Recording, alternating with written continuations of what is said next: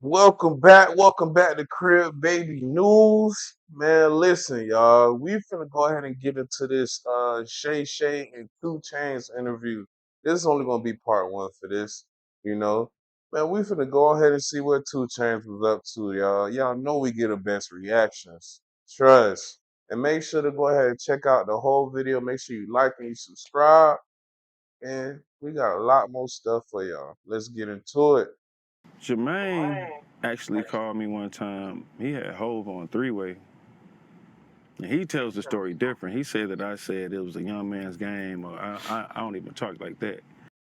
One thing about Chainz, he gonna always have him a blunt rolled up. I don't care what nobody say. But what I said at the time. Hold on, pause. I just want to point out the simple fact that he went and got his regular dress turned into wicks. Y'all see that? Tell y'all, man, Florida be leading when it, bro, we setting trends. We be setting trends. Was my manager, who is my manager now, he was a DJ. Okay. But like many other people, like a DJ Khaled, he's bigger than a DJ. You know, most DJ drum, a lot of DJs, Mustard and all those. They should just drop the DJ off their name. People actually think their name is DJ or something like that. Like, so when I'm telling them on the phone, That is true. Like a lot of DJs, right? They don't just be like regular DJs. They just put it on there. Like DJ Drama, DJ Mustard. They don't just be DJs. They either be producers, engineers, different stuff, etc. they're trying to invite me somewhere, like to meet up with me, which I was like still flattered. Like me and Hov, we'll talk about it to this day, bro. You know what I'm saying? Right. I don't know what would have happened either way if I'd have went, or you know what I'm saying? I know what happened by me not going, but I don't know what would have happened if I would have went. Right. Yeah, so I said, you know, if you don't mind, I want to, bring one of my partners with me who kind of been helping me, beat the concrete and get to where I'm even on y'all radar. Right. You know what I'm saying? Right. Like, you know what I mean? Because I'm recognizing that when they come, what happened is Tech and Charlie, my management at the time, they came to me and they offered their assistance on. The first thing they told me was, "We think you're a superstar." And Somebody let me know. Am I tripping? Or are they doing an interview in the Maybach? That's player, bro. Like that's really like play. A lot of people ain't gonna, say that, but this something that I like. Really haven't seen too many people do stuff like this. Like they're doing an interview in a movie, maybe. And I thought the same thing. So we already on the same okay. We in agreement. We in agreement. Well, okay, cool. Okay, cool. And then they told me like what they did for another group. Like we did this, we made this kind of money for these type of folks. You know what I'm saying? I'm like, oh man. I'm like, man, you can do that with that type of stuff. I'm gonna see what you can do with mine. You know, and that might have been 2010 or something. Okay. I get the call around maybe, I don't know, 2011 from JD, and I just was saying, do you mind if I bring, my partner with me? No, you don't need nobody with you. I don't want to bring my partner. See, like Dowder threw a red flags in my face, bro. Like, what you mean? I don't need nobody with me, bro. Like, what do you mean? Like, I want to make sure I'm good and comfortable. I want to have my people come check out everything. You know who? I'm thinking Tech might. I'm thinking JD might know. So I'm like, DJ. So JD is Jermaine Dupri. That's the guy that was over Bow Wow. A lot of people don't know. JD is Jermaine Dupri, the guy that was over Bow Wow when Bow Wow played in Light Mike and all that other stuff. I'm on Bow Wow across the court. Technique. They go, oh man, but you don't need to bring your DJ with you. You ain't got no, it's kind of like a little joke a little bit, but you ain't got no show or nothing. I'm like, nah, like home be helping me, and it was a situation where I don't even know if it was calling my bluff or whatever, and I think they were sending me a jet. I didn't get on the jet because they wouldn't let me bring, you know what I'm saying. 2 Chainz driving around in the hood in circles in a Maybach. Doing that interview. Oh, dog, who's helping me? Because Chris Brown told the same story that somebody wanted to sign him, and he was like 14, 15. He said, okay, cool. Hey, just tell my mama what you telling me. Like, nah, I don't need to talk to your mom. Yeah. And he said, I didn't sign with him because, like, bro, You talking to a kid, Yeah. and if everything's on the up and up, you can't tell my mom. Yeah. So if everything is cool, you mean to tell me I can't bring my partner, somebody that I trust, that I've been around? Yeah. And I'm, you know, looking Facts back, though. they That's don't true. know that he was probably that to me. You know what I'm Right. saying? And probably looking like, boy, you know, this a blessing and an opportunity. You know what I'm saying? And I got this book coming out, Shannon. He got a book coming out. That's what's up. 2 Chainz. 2 Chainz moving up in life, bro. Be out like another year. It's getting edited right now, right? The name of the book is The Voice Inside Your Head is God, right? Wow. And I talk about this in the book. JD and J. Now I don't talk about them, but I just talk about this instance on me listening to the voice and wondering if it led me in the right direction. Obviously, I'm right here now, but what happened if I say, "Yeah, man, I just go on my own?" And you know, I don't know what would have happened, but Correct. this is one instant where I listened to my voice, and they said I couldn't bring my dog, and I didn't go. But I always wonder what would have happened. You know, listening to this voice has got me. He would have probably ended up being one of them people that never branched off and did their own thing and be their own man. Cause right, he was his own man. He came out with True Religion, even though we know what's going on with that company right now. But True Religion, you know, all the music that's coming that he made, you know, and he have his own sound. To this point, though. Yes, yes. So I don't even know why I'm questioning it, but I do wonder sometimes. Had they said you could bring him, would you have gotten on that flight? Absolutely. I didn't say I wanted to get on the flight. I definitely wanted to get on the flight, but I always wanted to be loyal to To a partner that's been there from yeah, kind of like that. That's all it was. Yeah. How did you get Wayne to hop on a song with you though? Man, Wayne, he's just cool, man. Him with friends. Like I said, we were friends first. It Right. wasn't.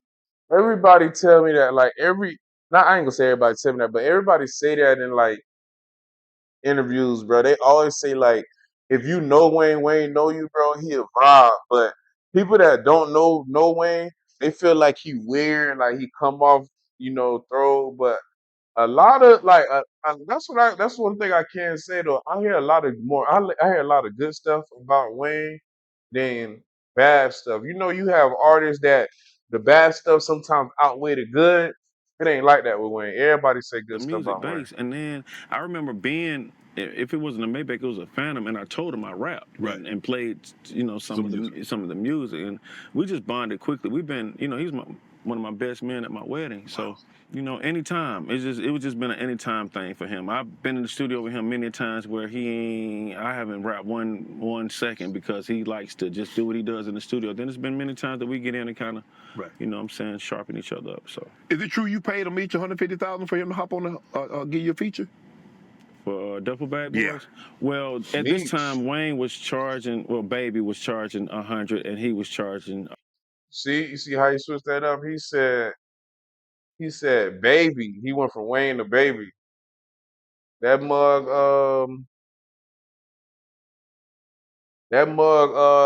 Birdman after his band. Wayne for 100. So, How he charging? He ain't on the song. but he was over cash money. So anybody when Wayne was so high. Oh, sure to be fucking funny, though. If anybody wanted Wayne, he would be like, I need 100 too, and people would obviously do it. Absolutely. Oh, so whoever, they was getting charged double dip.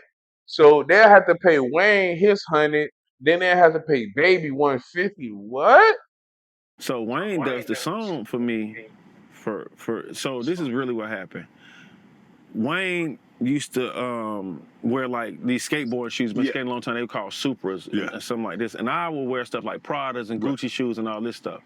And so I go to Gucci and they got these red Gucci's out. Yeah. I'm like, hey, shorty, what size shoe you wear? Shorty? You know what I'm saying? Boom. You know, he represents the red team and all that. So I get these red Gucci's and I take them to him at the studio. He don't know I'm about to take it to him. But I also got like a beat CD. Right. And I'm not doing this for the other thing. Right. But I just take it to him and he like, damn, you know what I'm saying? You know, New Orleans, if you know New Orleans people, they say bitch a lot. You know what I'm saying? Like, damn, bitch. This bitch, these harder. That's how that's how they is, bro. New Orleans people like that, but they don't really mean no harm. That's just like they lingo. That's just they lingo, man. I fuck with New Orleans people. Like New Orleans people, like Florida and New Orleans people, they usually click like this. Yeah, like some people from New Orleans, they lit. In the bitch, these bitches hard, whatever. So I end up saying, man, I hang out with him. I say, I got this. He working. I give him this. It's a CD at the time. I give him a beat CD. Right. I give him the beat CD. Time goes by. Katrina happens. He moves to Miami. Mm-hmm. Oh, so this was like 2003 or some shit like that. When he moves to Miami, he like, man, you ought to come, come visit. You know what I'm saying? Come out. You know what I mean? Boom. I catch a flight to Miami, and him and Cortez, who was his manager at the time, they picked me up. We go from the airport to the mall because he is trying to, I guess, show his appreciation for me buying him them shoes. Right. And so now he like, oh, what size shoe you wear? Let's get out, let me get this for, whatever. And we doing that. And then out the blue, he says, what you thought about the hook I did for you? And I don't know what he talking about. And he's like, I sent you, he asks us, Tez, did you email him the song? And he says, yeah, I did. And he said, email. I'm like, that's not my email. And they said, oh, man, I don't know where I done sent this song to. So Dang, somebody got a free hook. Wayne looking up, somebody got a free hook, boy. I'm recording hot on that thing so quick and release that thing. Wayne is literally in the mall. He's like trying to remember. This is when we could go to the mall. It's Right. crazy. He was trying to remember the hook. He's like, if I don't do nothing, B couldn't remember. So we literally right there. He was like, let's go to the studio. And when we go to the studio, which was the Hit Factory in Miami. Right. Bro, this factory in Miami, y'all. A lot of people don't know this, bro. This factory is expensive, bro. An hour, bro. You gotta have that bag going in there, bro. But a lot of people do their thing in the Hit Factory, but Hit Factory is expensive, bro. It's a room. He mashes play. This beat comes on, and this hook comes on. And I remember at that particular time knowing what a hit sounded like because it just sounded Yeah. so like. And I looked at him like some damn like a Like, yeah, 8 heads. I said, man, you did that for me? He like, But Sharpe, yeah, boy. I'm like, I run out, call my boy Dollar. I'm in Player Circle at the time. Yeah. Call Dollar. Oh man, we got us one. Like what? I said, man, home on here. I'm like home on here singing and everything. Like, I'm like, bro, this shit, hard. I said, I got to get back to Atlanta, bro. I'm gonna make sure I come, next couple. I gotta get back to Atlanta. Hey man, 2Chainz a trip, man. Hey man, make sure to go ahead and follow the account. Go ahead and like and drop your comments. Let me know what y'all think. We're gonna come double back with another one on this part 2.